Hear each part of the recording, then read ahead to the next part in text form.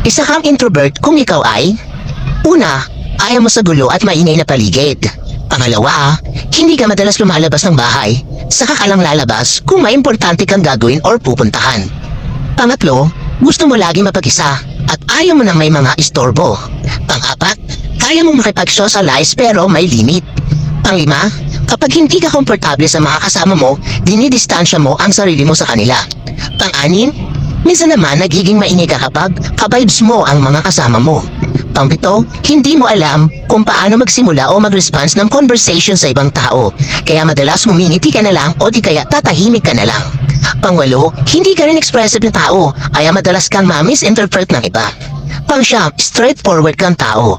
Pero madalas iniiwasan mong magbitiw ng masakit na mga salita kapag alam mong sensitive ang taong pagsasabihan mo. Pang-sampu, mas gusto mo pang tumambay lang sa loob ng bahay kesa sa labas at makipag-chismisan sa mga kapitbahay mo.